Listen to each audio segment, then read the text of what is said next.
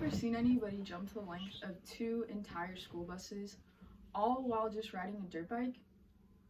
Well, if this is something that sounds interesting to you, or dirt bikes and extreme sports in general, I believe AMA Supercross may be something for you.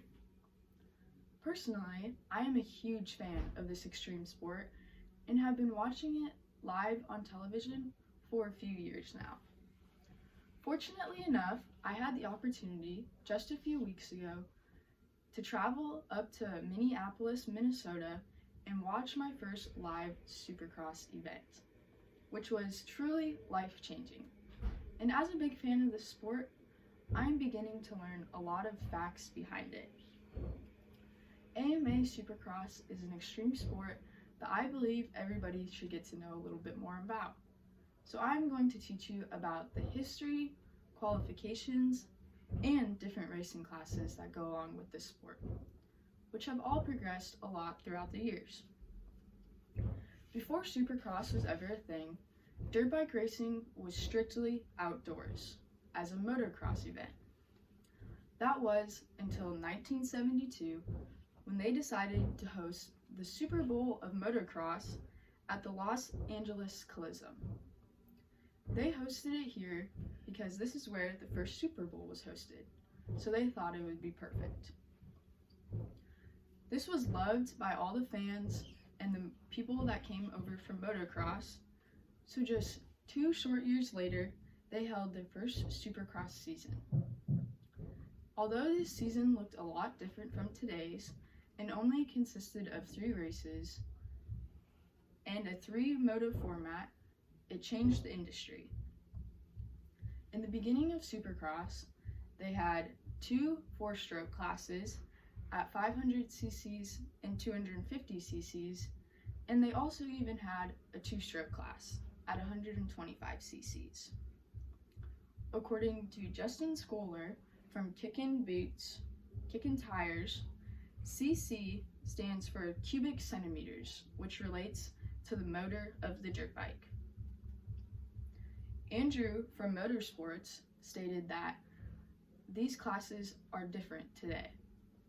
They kept the 250 cc's and also added the 450 cc's.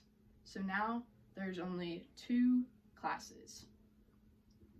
The first Supercross winner was Pierre Karsmakers, which had the opportunity to be the first champion of this new sport. Supercross is basically just the Americanized version of motocross. It consists of a man-made track in an inside stadium with many jumps, tight corners, and whoops. Whoops are very close together jumps that can be up to 3 feet high. This is a very dangerous section for the riders due to the fact that it has the highest crash rate. Supercross is also different to motocross due to the fact that they have very different terrains. In Supercross, they are able to pick the perfect conditions. But with motocross, they have to deal with the weather, which can change the dirt and the track very much. The qualifications have also changed a lot throughout the years, although everyone does have to start from somewhere. In the early days of Supercross, you had to first go through the amateur rankings and then additionally score points at the Pro-Am races before you could get your racing license. But over the years, this was overlooked, and people got away with not scoring any points at the Pro-Am events and skipping straight from their amateur rankings to the pros. Due to this, they had to change the qualifications for Supercross so people could not cheat their way out of the points. So they changed it to they have to qualify through features, which ultimately was better for the riders. They get a better look at what their career will look like and get a ride side by side with the pros at the stadiums. Before they can go to the 450cc class, they must go through the 250cc class.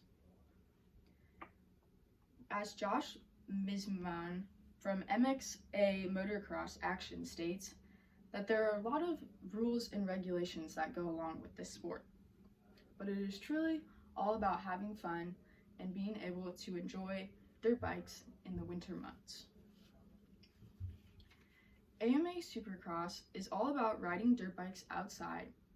It gives the colder states an opportunity to ride during the winter. The officials from the Supercross website stated that these racers race every single Saturday from January through May. Supercross changed the racing industry because it now allows dirt bike racing year-round. I also have this shirt that I bought at the Supercross event I went to and watched live in Minneapolis. On the front, it has the main sponsor for this event, and it has somebody throwing a whip. And then it also has a starting lineup of an event. And then on the back, it has every single track that they go through. First, they have Anaheim, and then week 2 is Oakland, week 3 is San Diego, week 4 is Glendale, week 5 is what I went to in Minneapolis, week 6 is Arlington, then they go to Daytona, Detroit. This week they will be racing in Indianapolis, then in St. Louis, Seattle, Atlanta, Foxborough, Denver, and lastly, they will end their season at Salt Lake City. And then it also goes into more sponsors at the bottom.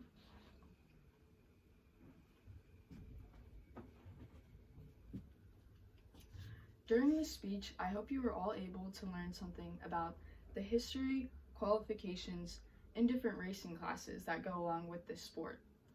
They are all very important to AMA Supercross. I believe that this extreme sport needs to be more heard about due to the fact that it is enjoyed by all ages. It is also an amazing opportunity for the colder states to get a break from the brutal winter and enjoy some of their favorite summer activities, all in an indoor stadium.